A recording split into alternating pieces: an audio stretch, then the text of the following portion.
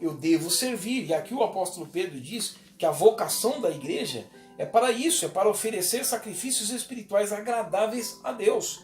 Não é a sua própria natureza corrompida. E no versículo 9 ele diz o seguinte: povo de propriedade exclusiva de Deus, a fim... Você foi chamado para quê? A vocação da igreja é para quê? A fim de proclamar as virtudes daquele que nos chamou das trevas para a sua maravilhosa luz.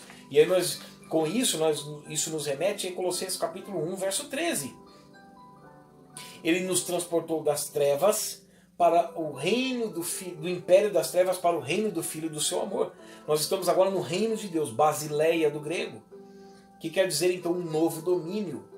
Nós não servimos a nós mesmos. A igreja atual quer encher os seus megatemplos para pagar as suas megas construções, para pagar as suas rádios, para pagar as suas emissoras de TV, para pagar os seus absurdos de gastos exorbitantes, como era o Papa Leão X no período de Lutero. Então hoje nós temos novas indulgências. Hoje nós temos novas relíquias dentro das igrejas. Só que o apóstolo Pedro está dizendo, não, a sua vocação é para proclamar as virtudes daquele que nos chamou das trevas para a sua maravilhosa luz. E agora nós estamos então no reino de Deus. Essa é a vocação da igreja. Veja aí também, Colossenses, é que o livro de Efésios e Colossenses é muito parecido, porque são uma das duas cartas que Paulo escreve quando está preso em Roma, né?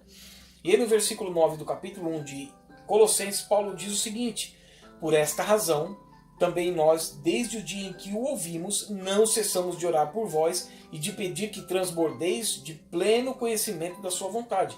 A oração de Paulo era para que a igreja, para cada membro do corpo de Cristo, fosse cheio do conhecimento da vontade de Deus. Olha para isso. As pessoas hoje estão fugindo de entender qual é a vontade de Deus, porque elas vão ver que a vontade de Deus não é nada daquilo que elas estão buscando, porque elas estão se cercando de mestres segundo as suas próprias cobiças. E aí Paulo continua dizendo, em toda sabedoria e entendimento espiritual, a fim de viverdes de modo digno do Senhor para o seu inteiro agrado. A fim de viverdes de modo digno do Senhor para o seu inteiro agrado.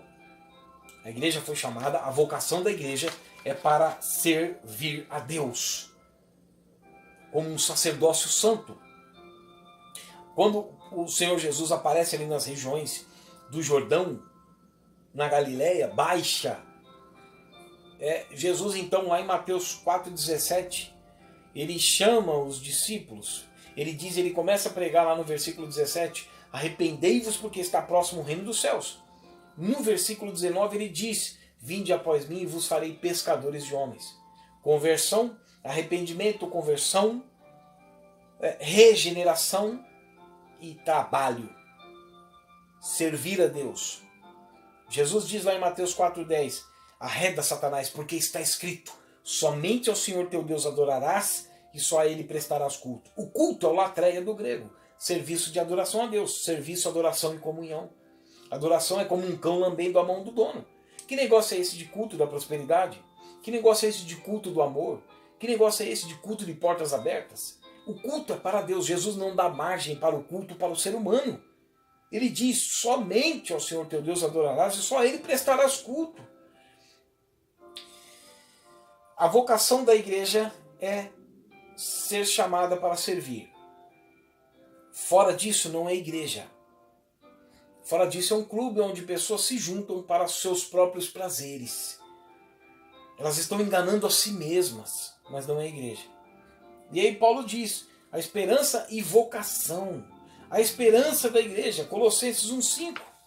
Olha aí, nós estamos do lado. Olha no versículo 5. Por causa da esperança. Olha aqui, vem desde o versículo 4.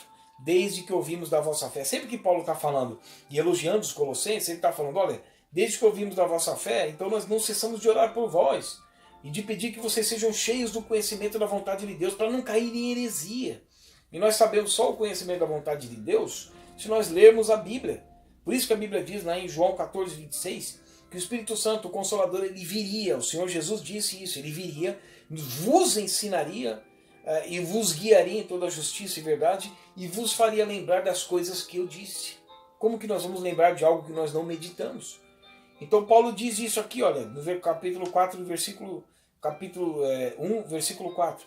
Desde que ouvimos da vossa fé em Cristo e do amor que tendes para com todos os santos, por causa da esperança que vos está preservada nos céus. Então Romanos 1,16, o apóstolo Paulo diz o que é o Evangelho. O Evangelho, pois eu não me envergonho do Evangelho, pois ele é o poder de Deus para a salvação.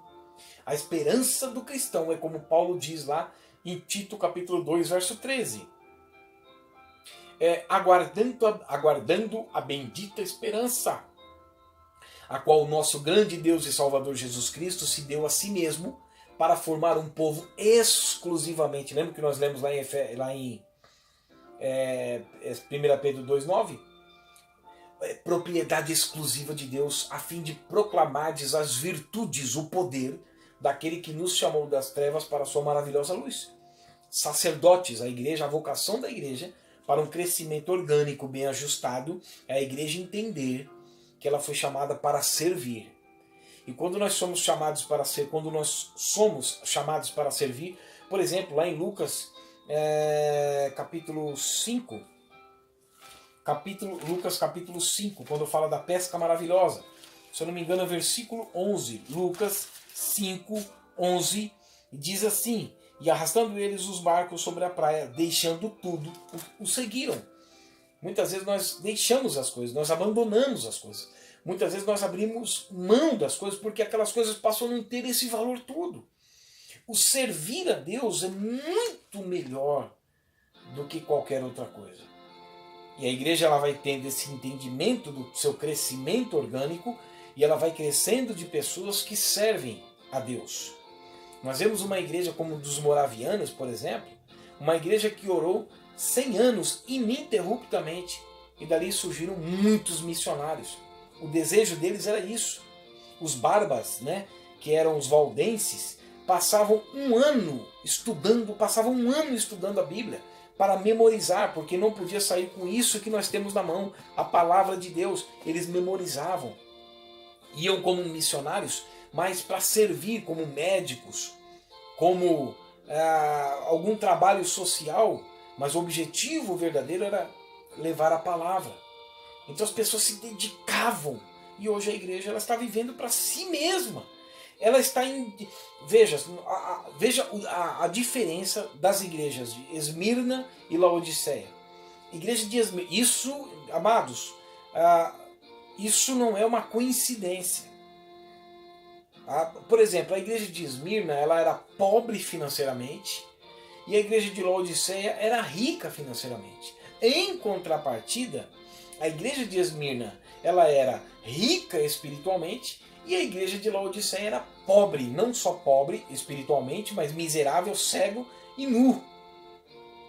Mas a igreja de Esmirna, ela suportava as aflições por causa do reino de Deus. Veja no capítulo 2 de Apocalipse, no versículo 10, o Senhor Jesus diz assim: eis que o diabo está para lançar alguns de vós na prisão, e tereis tribulação de 10 dias, ser fiel até a morte, e dar-te a coroa da vida.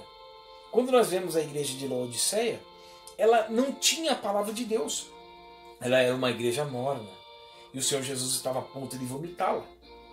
Então nós vemos que a esperança, de fato, de uma igreja que tem o seu crescimento orgânico, bem ajustado, uma igreja cheia da palavra, uma igreja com hinos espirituais, cantor cristão, harpa cristã, hinos espirituais de verdade, uma igreja que tem palavra, que tem sabedoria, que tem serviço, que tem adoração, que tem comunhão, pessoas que não vivem para si, mas para aquele que por eles morreu e ressuscitou.